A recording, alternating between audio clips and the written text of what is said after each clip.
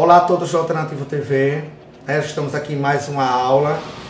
Vamos deixar aquela mensagem seguinte: nós vamos detonar com esse Enem, sambar na cara da competência, viu? Porque se é para chegar, para incomodar. Vamos aproveitar a oportunidade e vamos falar sobre o aparelho reprodutor masculino. Claro que não vai dar para a gente falar tudo com detalhes, até porque vocês têm recursos fora para isso. Nós vamos focar principalmente naquilo que o Enem quer, ou seja, na fisiologia do aparelho reprodutor masculino. E na medida do possível, para tombar, nós vamos falar algumas curiosidades a respeito do tema, que vai ajudar vocês na resolução das questões. Quem está na alternativa sempre está na frente, pode acreditar.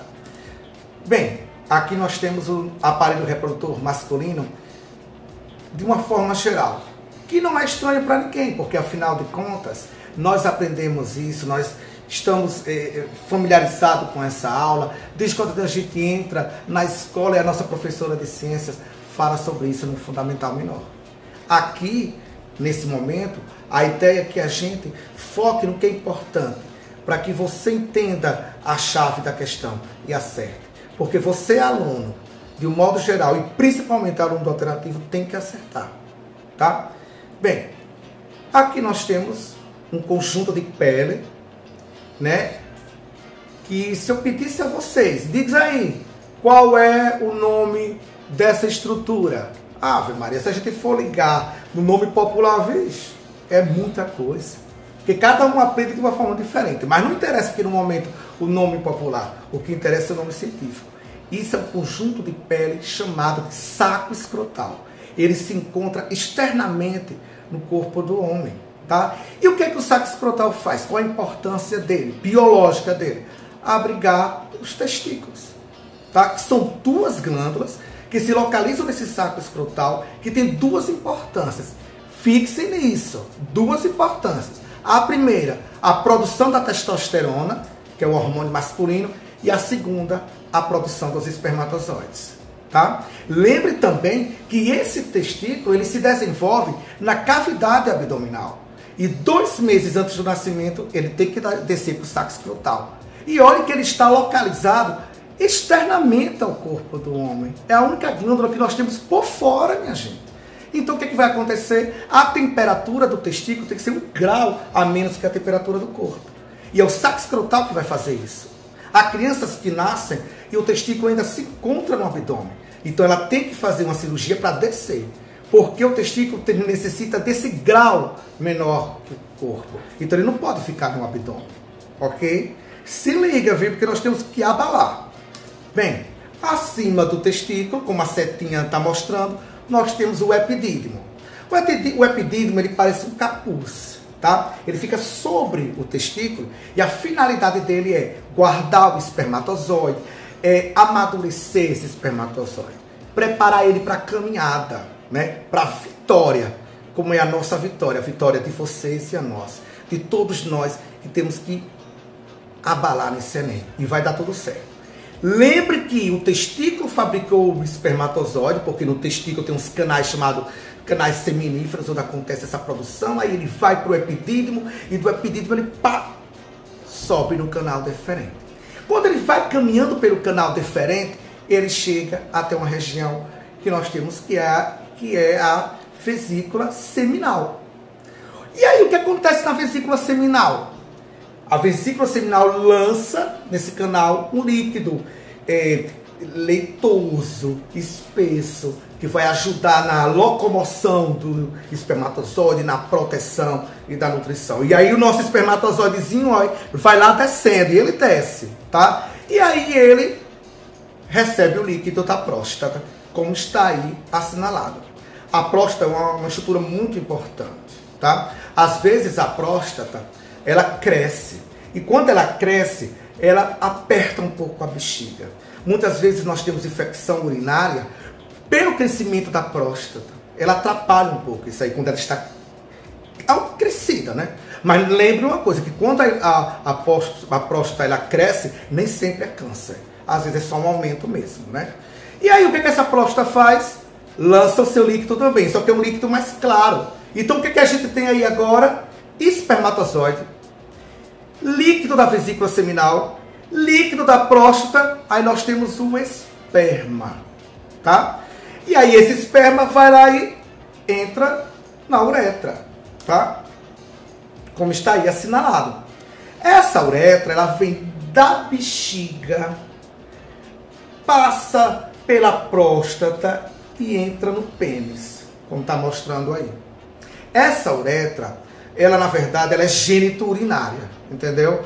No homem, pela uretra passa a urina e no homem, pela uretra, passa os espermatozoides.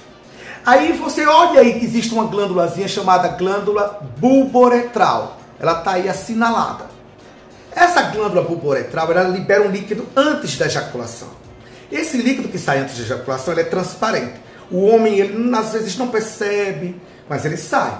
O papel desse líquido é limpar a uretra da urina, para que esse espermatozoide, quando passe por essa uretra, não morrer, ele já vai morrer, mas que ele morra menos. Entendeu? Então, você lembra da história. Formou o esperma, a glândula bulboretral libera o líquido que passa pela uretra, limpa a uretra e os espermatozoides vêm naquela guerra, como é a nossa guerra para essa luta, para esse vestibular, e pensa que está todo mundo querendo. É assim que acontece com os espermatozoides. Aí ele entra na uretra, chegando até o pênis. O pênis é o órgão copulador masculino, tá? O pênis, ele apresenta dois tipos de tecido. Um tecido esponjoso, que protege a uretra, e um tecido cavernoso, aí é o babado. O babado é esse, porque o tecido cavernoso, ele se enche de sangue. Lembre que o nosso pênis, ele precisa ficar ereto, seja para masturbação, seja para relação sexual. Ele tem que estar ereto. E o que faz o pênis estar ereto? A dilatação das artérias nessa região. Porque quando existe essa vascularização, o tecido cavernoso, ele se enche de sangue, provocando a ereção. E você está apto à masturbação ou à relação sexual.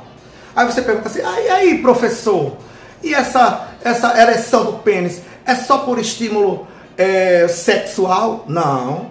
A ereção do pênis pode ser provocada também pelo enchimento da bexiga. Por isso que nós, homens, o que acontece de manhã quando a nossa bexiga está cheia? O pênis fica ereto. Também. Outra coisa que provoca a ereção do pênis, a poluição noturna durante a noite, o sonho. Então, o estímulo sexual, a bexiga cheia e o sonho provoca a ereção do pênis. Graças a Deus, né? Porque é assim que a gente vai ter a nossa relação sexual. No final, aí nós temos a glândula, que é por onde o homem sente prazer durante a relação sexual. A cada ejaculação, o homem libera 5 mililitros de esperma. E nesses 5 ml de esperma, nós temos 300 milhões de espermatozoides. E desses 300 milhões de espermatozoides, só um fecunda. Olha a guerra da produção no testículo, do canal deferente, desse esperma que sai por essa glande. É uma luta. Tudo na vida é uma guerra. Tudo na vida é uma vitória, né? Assim os espermatozoides, assim a gente, assim nós, assim todo mundo, tá? Bem, aí eu vou trazer aqui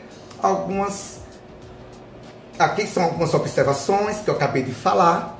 Vocês vão ter essa observação no Alternativo TV. É só você parar lá o slide, vocês vão ter isso lá. São algumas curiosidades a respeito do que eu falei, tá? E esse é o nosso objetivo, é focar no que é interessante para você. Então vamos trazer 2 questões para que vocês possam assimilar o que eu falei e vocês perceberem que o que a gente fala aqui cai no Enem.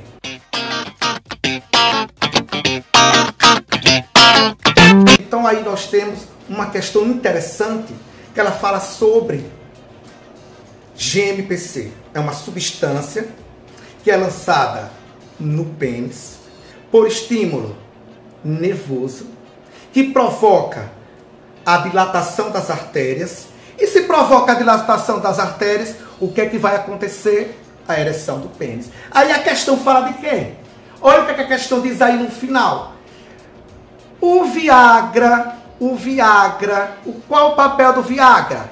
Manter esse GMPC atuante. Se o GMPC fica atuante, qual é a ideia? Dilatação do vaso sanguíneo. Se dilatação do vaso sanguíneo acontece, ereção do pênis. Então, qual é a estrutura do pênis? Tecido cavernoso, que tem que se encher de sangue, como eu disse há pouco instante. Notaram que tudo tem a ver uma coisa com a outra? E por último, uma outra questãozinha. Quais são as glândulas do sistema reprodutor masculino que existem, que auxiliam nesse processo? E é importante conhecer essas 3 glândulas, porque elas são anexas. Nós temos a vesícula seminal, nós temos a próstata e a glândula bulboretral de Cowper, que ajuda você a ser feliz. Tá bom? Gente, vamos lá no nosso canal, vai lá no canal TV, faça a sugestão, diga o que vocês querem que eu fale, que eu venha aqui para falar, que a gente tá para isso mesmo. Um beijo. Gilton Passos.